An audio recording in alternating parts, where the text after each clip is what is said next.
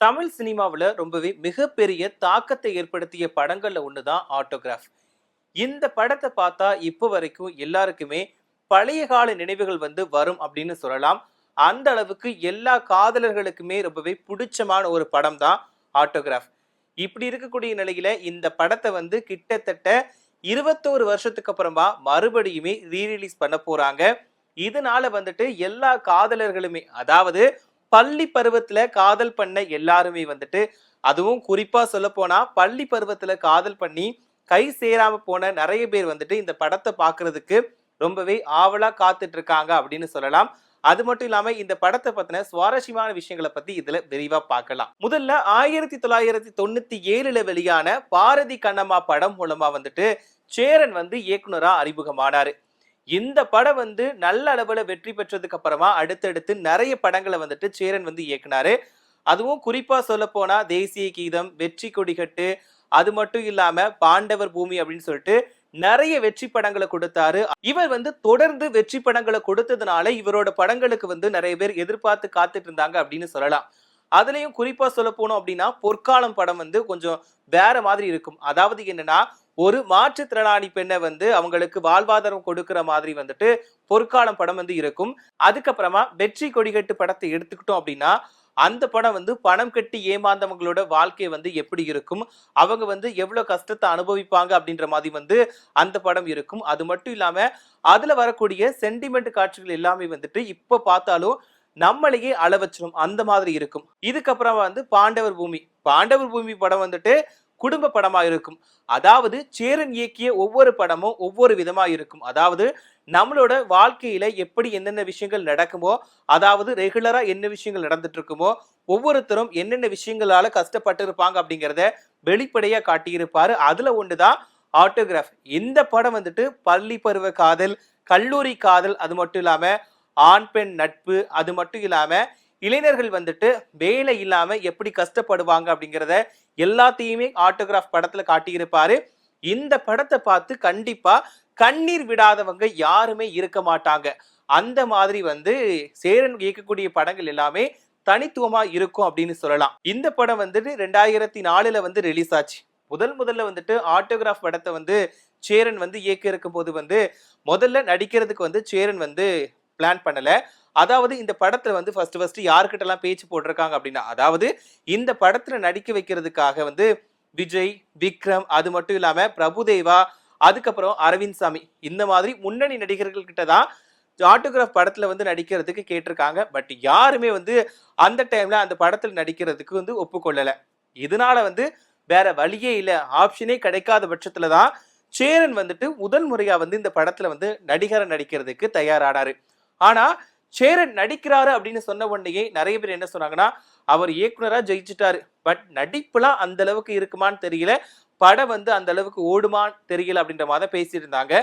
But இதெல்லாத்தையும் தாண்டி, இப்படி எல்லாத்தையும் பேசினவங்களையும் தாண்டி இந்த படம் மிகப்பெரிய அளவுல வெற்றி அடைஞ்சிச்சு. அதாவது சேரனோட நடிப்பு இதுல அவ்வளோ நல்லா இருக்கும். எந்த அளவுக்கு தேவையோ, அதாவது எந்த இடத்துல எந்த மாதிரி நடிக்கணுமோ அந்த மாதிரி நடிச்சிருந்தாரு. அதாவது எல்லாருக்குமே பிடிச்சமான ஒரு படமா அமைஞ்சது. என்னன்னா, எல்லாருக்குமே கண்டிப்பா லைஃப்ல பள்ளி பருவ காதல் அப்படின்னு சொல்லிட்டு ஒண்ணு இருக்கும். அதை காட்டியிருக்கிறதுனால கண்டிப்பா எல்லாருக்குமே அவங்களோட முன்னாள் காதலி, காதல், இவங்க எல்லாருமே ஞாபகம் வந்திருக்கும். ஏன்னா நிறைய பேர் பள்ளி பருவத்துல காதல் பண்ணியிருப்பாங்க. ஆனா ஒரு சூழ்நிலைகளால அவங்க சேர முடியாம பிரிஞ்சிருப்பாங்க. பட் அந்த லவ் அவங்களுக்குள்ள எப்பவுமே இருந்துகிட்டு தான் இருக்கும். கண்டிப்பா அவங்கள மறக்கவே முடியாது. பட் அதை திரையில பார்த்த உடனே எல்லாருக்குமே ரொம்பவே ஹாப்பி அடைஞ்சாங்க அப்படின்னே சொல்லலாம். பள்ளி பருவ காதல் தான் சேராம போச்சு அப்படின்னு பார்த்தா, அவருக்கு கல்லூரி வாழ்க்கையில கிடைச்ச காதலுமே சேராம போயிருக்கும். அவருமே சூழ்நிலை காரணமா சேர முடியாம போயிருக்கும். இதுதான் எல்லார் லைஃப்லயும் கண்டிப்பா இது நடந்திருக்கும். என்னன்னா, பள்ளி பருவ காதல் சேராம போயிருக்கும். அதுக்கப்புறமா கல்லூரி பருவ காதலுமே சேராம போயிருக்கும். குறிப்பா சொல்ல போனோம் அப்படின்னா, ஃப்ரெண்ட்ஸுகளை நம்ம நிறைய பேர் மிஸ் பண்ணுவோம். ஸ்கூல் டேஸ்ல எல்லாரும் ஒன்னா படிச்சிருப்போம், பள்ளிக்கூடத்துல ஒன்னா உட்காந்து அரட்டை அடிச்சிருப்போம், ஜாலியா இருந்திருப்போம், வெளியே நல்லா சுத்தி இருப்போம். ஆனா அதுக்கப்புறமா கல்லூரி வாழ்க்கை, அப்புறம் வேலைக்கு போனதுக்கு அப்புறமா அவங்களோட லைஃப் மாறிடும். யாருமே யாரையுமே சந்திச்சிருக்க மாட்டாங்க. ஏதாவது ஒரு சூழ்நிலையில வந்து யதார்த்தமா வந்து சந்திப்போம். அந்த அளவுக்கு வந்து ஒரு நெருக்கம் இருக்காது அப்படின்னு சொல்லலாம். என்னன்னா, ஹாய் நான் இங்க வேலை பார்க்குறேன், நீ அங்க வேலை பார்க்குறியா அப்படின்ற மாதிரி வந்து போய்கிட்டு இருக்கும். பட் ஆனா இந்த படத்துல வந்துட்டு அந்த நண்பர்கள வந்து Facebook மூலமா தேடி, இப்போ ரீசென்ட் டேஸ்ல வந்து நம்ம ஸ்கூல் படிச்ச ஃப்ரெண்ட்ஸுங்கள தேடணும் அப்படின்னு நினைச்சா, ஒண்ணு Facebook மூலமா தேடுவோம், இல்லாட்டா Instagram மூலமா தேடுவோம். பட் அதே மாதிரி தான் அந்த டைம்லயுமே அந்த படத்த வந்து எடுத்திருப்பாங்க. அதாவது ஃப்ரெண்ட்ஸ் எங்கெங்க இருக்காங்கன்னு சொல்லிட்டு ஒரு கூட்டாவே சேருவாங்க. அதுலயும் குறிப்பா சொல்லப்போனோம் அப்படின்னா, ஆண் நட்பு, பெண் நட்பு 2மே வந்து கொஞ்சம் நல்லாவே இருக்கும். சினேகா அப்புறம் வந்து சேரனோட நட்பு வந்து அவ்ளோ நல்லா இருக்கும். ஏன்னா அந்த காலத்திலேயே வந்துட்டு இப்படிலாம் நட்பு இருந்திருக்கு அப்படின்றத வந்து வெளிப்படையா காட்டியிருப்பாங்க. ஆனா ஆரம்பத்துல வந்து இதெல்லாம் எங்க செட் ஆக போகுது? அதாவது எப்படி ஒரு ஆணும் பெண்ணும் வந்துட்டு ரொம்ப நாளா நண்பர்களா நீடிக்க முடியும் அப்படின்ற மாதிரிலாம் பேச்சுக்கள் இருந்துச்சு. பட் இதையெல்லாம் உடைச்சு எறிஞ்சுட்டு இந்த படம் வந்து ரொம்பவே பெரிய அளவுல ஹிட் ஆச்சு அப்படின்னு சொல்லலாம். அதாவது இந்த படம் வந்து 2004ல வந்து ரிலீஸ் ஆச்சு. கிட்டத்தட்ட 21 வருஷத்துக்கு அப்புறமா மறுபடியுமே இந்த படத்த வந்து ரிலீஸ் பண்ண போறாங்க. இதுக்கான ட்ரைலரையுமே வந்துட்டு படக்குழுவினர் வந்து வெளியிட்டிருக்காங்க. அத பார்த்த எல்லாருமே வந்து படத்த பார்க்கறதுக்கு அவ்ளோ ஆவலா இருக்காங்க. அதுக்கு முக்கியமான காரணம் என்ன அப்டின்னா, இந்த படத்துல இடம்பெற்றிருக்கக்கூடிய நெறைய பாடல்கள் வந்து எல்லாமே நல்லா இருக்கும் அப்படின்னு சொல்லலாம். அதுல வந்துட்டு ஞாபகம் வருதே அப்படின்ற சாங் கேட்ட உடனே எல்லாருக்குமே வந்துட்டு பழைய கால நினைவுகள் வந்து தானா வந்து ஓட ஆரம்பிச்சிடும். அதுல வந்து சேரன் வந்து சைக்கிள்ல வந்துட்டு இருக்கும்போது அந்த சாங்கோ வந்து ஓடிக்கிட்டே இருக்கும். அதுல வந்து அந்த பழைய கால நினைவுகளை வந்து காட்டியிருப்பாங்க. அதை பார்க்கும்போது ஏதோ நம்மளுக்கே நடந்த மாதிரி, நம்ம லைஃப்ல நடந்த மாதிரியே இருக்கும். அந்த பாட்டை கேட்ட உடனே நமக்கு என்ன ஃபீல் ஆகும்னா, நம்ம லைஃப்ல எப்படி இருந்துச்சு, நம்ம ஸ்கூல் படிக்கும் போது எப்படி இருந்துச்சு, டீச்சர்ஸ் வந்து நம்மள அடிச்சது, அது மட்டும் இல்லாம நம்ம ஃப்ரெண்ட்ஸுங்க கூட ஜாலியா இருந்தது, டீச்சர்ஸை ஏமாத்துறது, நம்மளோட லவ், இது எல்லாமே வந்து ஞாபகம் வந்துரும். ஞாபகம் வருதே ஞாபகம் வருதே. அதை கேட்டு ஃபீல் பண்ணாதவங்க யாருமே இருக்க மாட்டாங்க. அது வந்து 90s 2K அப்படிலாம் கிடையாது. அந்த பாட்டை கேட்டா எல்லாருக்குமே ரொம்பவே பிடிக்கும். அது மட்டும் இல்லாம இந்த படத்தை ஃபுல்லாவே பார்த்தாலே எல்லாருக்குமே பிடிக்கும். அதாவது அந்த காலம் இந்த காலம் அப்படின்னு சொல்லாம எல்லா காலத்துக்குமே பொருந்தக்கூடிய ஒரு படமா வந்துட்டு ஆட்டோகிராஃப் வந்து இருக்கும். இந்த படத்தை பார்த்து ஃபீல் பண்ணாதவங்க யாருமே இருக்க மாட்டாங்க. அதாவது ஞாபகம் வருதே சாங் தான் நம்மளை போட்டு பாடா படுத்துதுன்னு பார்த்தா அதுல மோட்டிவேஷன் சாங்னு ஒண்ணு வச்சிருப்பாங்க. அதுல வந்து ஸ்னேகா வந்து பாடுற மாதிரி வச்சிருப்பாங்க.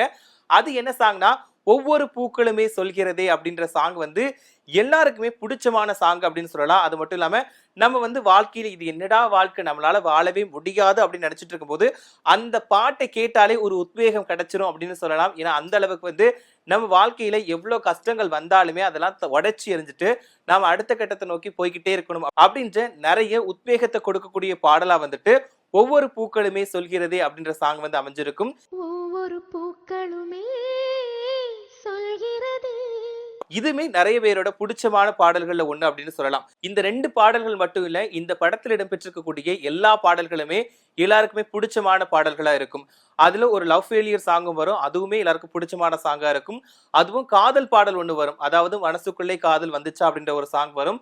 அதுவுமே எல்லாருக்கும் பிடிச்சமான பாடலா இருக்கும். இந்த படத்துல வந்து நிறைய சுவாரஸ்யமான விஷயங்கள் இருக்கு. இந்த படத்துல வந்துட்டு சேரன், ஸ்னேகா, கனிகா, கோபிகா, மல்லிகா அப்படின்னு சொல்லிட்டு நிறைய பேர் நடிச்சிருப்பாங்க. இந்த படத்துல வந்து குறிப்பா சொல்ல போனோம் அப்படின்னா அந்த பள்ளி பருவ காதல் வந்து அவ்வளவு நல்லா இருக்கும். அதை பார்த்தாதான் நிறைய பேருக்கு வந்து நம்மளோட ஸ்கூல் லைஃப்ல நடந்த காதல் விஷயங்கள் எல்லாம் ஞாபகத்துக்கு வரும். அந்த அளவுக்கு 2 பேருமே சேர்ந்திருக்க மாட்டாங்க, பிரிஞ்சிடுவாங்க. பட் அந்த லவ் வந்து அவ்வளவு அழகா காட்டியிருப்பாங்க. அதுக்கு முக்கியமான காரணங்கள் யாரு அப்படின்னா அந்த பள்ளி பருவத்தில் நடிச்ச மல்லிகாவும் அந்த சின்ன வயசு சேரனா நடிச்ச சிவபிரகாசம், இவங்க 2 பேரும் தான் நல்லாவே நடிச்சிருப்பாங்க. இப்ப பார்த்தா கூட நம்ம லைஃப்ல நடந்த மாதிரி அப்படியே இருக்கும், அதனால பிடிச்சிருக்கும். அதுக்கப்புறமா வந்து கல்லூரி வாழ்க்கையில நடந்த காதலை காட்டியிருப்பாங்க. அது வந்து கோபிகாவும் சேரனும் லவ் பண்ற மாதிரி காட்டியிருப்பாங்க. இவங்க வரக்கூடிய லவ் சீன்ஸுமே வந்து ரொம்பவே நல்லா இருக்கும். அதாவது இவங்களாவது சேர்ந்துருவாங்களா அப்படின்னு சொல்லிட்டு நம்ம எதிர்பார்த்துட்டு இருந்திருப்போம். ஆனா வந்து கோபிகாவோட வீட்டுல வந்து அவங்கள கூட்டிட்டு போய் வந்து தனியா கல்யாணம் பண்ணி வச்சிருவாங்க. இவங்களோட லவ்மே வந்து சேராம போயிடும். இதுக்கப்புறமா வந்து ஸ்னேகா அண்ட் வந்து சேரன் இவங்களோட நட்பை பத்தி காட்டியிருப்பாங்க. அதாவது அவங்களோட நட்பு வந்து தொடர்ந்துகிட்டே வந்துட்டு இருக்கும். இவங்களுக்கு வரக்கூடிய காட்சிகள் எல்லாமே அவ்வளவு நல்லா இருக்கும். அதாவது ஒரு ஆண் பெண் உண்மையாவே நட்பா இருக்க முடியும், அதாவது லவ்வை தாண்டி வந்து உண்மையான நண்பர்களா நீண்ட நாட்கள் தொடர முடியும் அப்படிங்கிறத வந்து இந்த படத்துல வந்து காட்டியிருப்பாங்க. பட் இந்த படம் வரும்போது வந்து இந்த கேள்விகள் வந்துச்சு, அது எப்படி ஒரு ஆணும் பெண்ணு வந்துட்டு தொடர்ந்து ஒரு நண்பர்களா மட்டும் இருக்க முடியும் அப்படின்ற மாதிரி கேள்வி வந்துச்சு. பட் அது எல்லாமே உடைச்சு எறிஞ்சிட்டு கண்டிப்பா நண்பர்களா இருக்க முடியும் அப்படின்ற ஒரு உதாரணமா வந்து இந்த படம் அமைஞ்சதுன்னு சொல்லலாம். அதுக்கப்புறம் வந்துட்டு சேரன் வந்து கன்னிகாவை வந்துட்டு கல்யாணம் பண்ற மாதிரி காட்டியிருப்பாங்க. அதுக்கு வந்து அவரோட லவ்வர்ஸ் எல்லாத்தையும் வந்து கூட்டிட்டு வருவாரு. அதாவது அவர் யாரெல்லாம் லவ் பண்ணாங்களோ அவர் எல்லாத்துக்குமே வந்து இன்வைட் பண்ணி அந்த கல்யாணத்துக்கு கூட்டிட்டு வருவாரு. அதே நேரத்துல அவரோட ஃப்ரெண்டுங்களுக்கு எல்லாத்துக்குமே ஒன்னா சேர்ந்து நான் கல்யாணம் பண்ணணும், என் ஃப்ரெண்டுங்க எல்லாருமே இருக்கணும் அப்படின்னு சொல்லிட்டு எல்லாருக்குமே வந்து பத்திரிக்கை கொடுக்க போறதுக்கான காட்சிகள் காட்டியிருப்பாங்க. அது எல்லாம் பார்க்கும்போது நம்ம லைஃப்லயும் இப்படி நடந்தா நல்லா இருக்குமே, நம்மளுமே வந்துட்டு நம்மளோட பள்ளி பருவ நண்பர்கள், அது மட்டும் இல்லாம முன்னாள் காதலிகளுக்குமே போயிட்டு பத்திரிக்கை வச்சு நம்ம கல்யாணத்துல எல்லாருமே ஒன்னா இருந்தா நல்லா இருக்கும் அப்படின்ற ஒரு ஃபீலிங் வந்து வர வைக்கும் இந்த காட்சிகள்லாம் பார்க்கும்போது. இதுல நம்ம குறிப்பா சொல்லணும் அப்படின்னா சின்ன வயசு சேரடா நடிச்ச சிவபிரகாசத்தை பத்தி பேசலாம். என்ன அப்படின்னா அவர் வந்து அந்த அளவுக்கு நல்லாவே நடிச்சிருப்பாரு. அதாவது ஒரு ஸ்கூல் பையன் எப்படி இருப்பான், எந்தெந்த விஷயத்துக்குலாம் பயப்படுவான் அப்படின்றது வந்து அவ்வளோ அழகா காட்டியிருப்பாங்க. ஆனா இதுல வந்து இந்த படத்தை வந்து ரீரிலீஸ் பண்றதுக்காக வந்துட்டு செய்தியாளர் சந்திப்பை வந்து நடத்தினாங்க இந்த படக்குழுவினர் வந்து. அதுல சின்ன வயசு சேரனா நடிச்ச சிவபிரகாசமும் வந்து கலந்துக்கிட்டாரு. எப்படிடா இது வந்து ஆளே அடையாளம் தெரியாத மாதிரி மாறிட்டாரு அப்படின்ற மாதிரி சொல்லியிருந்தாங்க. என்ன அப்படின்னா முதல்ல வந்து சேரன் வயசு சின்ன கதாபாத்திரத்துல நடிக்கிறதுக்கு வந்துட்டு யாருமே வந்து செலக்ட் பண்ணலையா. அதுக்கு வந்து என்ன பண்ணாங்கன்னா அந்த பையன் வந்து கண்டிப்பா சேரனைய மாதிரி தான் இருக்கணும்னு சொல்லிட்டு அவங்க வந்து படக்குழு சார்பில் வந்துட்டு ஒரு பத்திரிகையில வந்து செய்தி வெளியிடுறாங்க. அதாவது சேரனோட சின்ன வயசு போட்டோ வெளியிட்டு இந்த மாதிரி நடிக்கிறதுக்கு ஒரு ஆள் வேணும், அதாவது இந்த போட்டோல இருக்கிற அதே உருவமைப்பு அதாவது ஃபேஸ் கட் இருக்கக்கூடிய பையன் வந்துட்டு படத்துல நடிக்கிறதுக்கு தேவை அப்படின்னு சொல்லிட்டு அட்வர்டைஸ்மெண்ட் வந்து வெளியிட்டு இருக்காங்க. அது மூலமா தான் வந்துட்டு சிவபிரகாசம் வந்து இந்த படத்துல வந்து நடிக்கிறதுக்கு வந்திருக்காரு.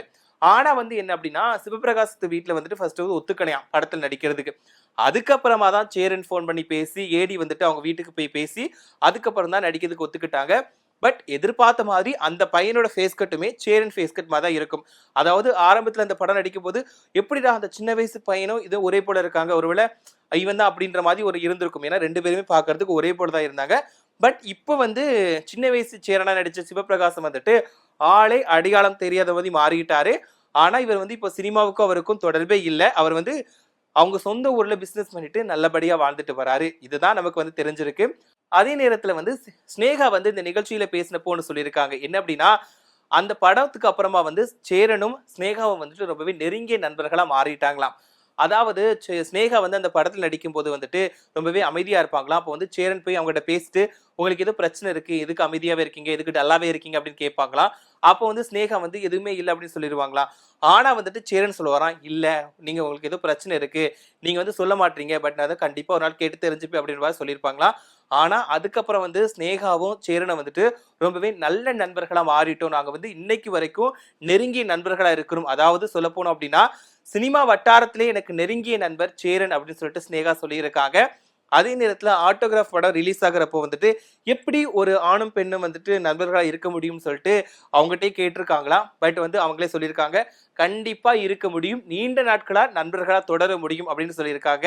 அதே நேரத்துல வந்து ஆட்டோகிராஃப் படம் ரீரிலீஸ் ஆக போகுதுன்ட்டு சினேகாவோட அப்பாட்ட சொன்னதுக்கு வந்து அவங்க அப்பா வந்து இந்த படத்தை பாக்குறதுக்கு ரொம்பவே ஆவலா இருக்காங்க அப்படின்னு சொல்லிட்டு அவங்களே சொல்லியிருக்காங்க. இவங்கெல்லாம் இந்த படத்தை பத்தி பேசுறதுக்கு அப்புறமா எல்லாருக்குமே கண்டிப்பா மறுபடியும் பார்க்கணும் அப்படின்னு சொல்லிட்டு ஒரு ஆசை வந்திருக்கும். இந்த படத்தை பார்க்கும்போது குட்டி குட்டி நினைவுகள் கூட நம்ம மனசை வந்து வருடிட்டு போகும் அப்படின்னு சொல்லலாம். ஏன்னா அந்த அளவுக்கு வந்து நம்மளோட லைஃப்ல நடந்த எல்லா விஷயங்களுமே இந்த படத்துல வந்து அப்படி காட்டியிருப்பாங்க. அதாவது இப்ப சில பேர் வந்து வெளியூர்ல வேலை பார்ப்பாங்க, அவங்க வந்து சொந்த ஊருக்கு போகும்போது வந்துட்டு நம்ம லைஃப்ல வந்து நம்ம சின்ன வயசுல இந்த இடத்துல தானே விளாண்டோம், இப்பெல்லாம் அந்த இடத்துல போய் உட்கார முடியல, சின்ன வயசுல இருந்து ஃப்ரெண்ட்ஸும் கூட வந்து இப்படி பண்ணியிருப்போம், பட் இதெல்லாம் பண்ணவே முடியல அப்படின்னு சொல்லிட்டு வந்து நம்ம மனசுல வந்து அவ்வளோ வந்து நிறைய நினைவுகள் வந்து அலை போகும் அப்படின்னு சொல்லலாம். அதனால வந்து இந்த படத்தை பாக்குறதுக்கு நான் மட்டும் இல்லங்க, நிறைய பேர் வந்து ஆவலாவே காத்துட்டு இருக்காங்க. குறிப்பா சொல்ல போனோம் அப்படின்னா 90s கிட்ஸ்களுக்கு வந்து இந்த படத்தை பாக்குறதுக்கு ரொம்பவே ஆவலா இருக்காங்க அப்படின்னு சொல்லலாம். ஏன்னா அவங்க தான் லைஃப்ல வந்து நிறைய விஷயங்கள் அனுபவிச்சிருப்பாங்க. அவங்க வந்து ஃப்ரெண்ட்ஸ் கூட சண்டை போட்டதா இருக்கட்டும், லவ் ஃபெயிலியர் ஆகிறதா இருக்கட்டும். இப்போ 2K கிட்ஸ்களை எடுத்துக்கிட்டோம்னா கண்டிப்பா அவங்களோட லவ் வந்து சக்சஸ் ஆயிடுது அப்படின்னு சொல்லலாம். பட் 90s கிட்ஸ்களுக்கு மட்டும்தான் வந்து லவ் பண்ணுவாங்க. பட் ஆனா பொண்ணோட வீட்டுல வந்துட்டு சீக்கிரமாவே கல்யாணம் பண்ணி கொடுத்துருவாங்க. அதெல்லாம் நடந்திருக்கும். அதனால பாய்ஸ்க்கு வந்து இன்னைக்கு வரைக்குமே கல்யாணம் ஆகாம இருக்குன்னு சொல்லலாம். இதனால அந்த படத்தை பாக்குறதுக்கு ரொம்பவே ஆவலா காத்துட்டு இருக்காங்க. பட் வந்து இந்த படம் அப்போ எந்த அளவுக்கு வெற்றி அடைஞ்சதோ அதை விட வந்து கண்டிப்பா மிகப்பெரிய வெற்றி அடையும் சொல்லிட்டு நாம நம்பலாம். ஏன்னா அந்த அளவுக்கு அந்த படத்துல வந்து நிறைய கதைகள் இருக்கு, நம்மளோட நினைவுகளும் அந்த படத்துல இருக்கு அப்படின்னு சொல்லலாம். அதனால இந்த படத்தை வந்து எல்லாருமே பொறுத்திருந்து பாக்குறதுக்கு தயாராகிட்டாங்க. நீங்க வந்து ஆட்டோகிராஃப் படத்தை பார்த்திருக்கீங்களா? அந்த படம் உங்களுக்கு எந்த அளவுக்கு பிடிக்கும் அப்படிங்கறத மறக்காம கமெண்ட்ல சொல்லுங்க.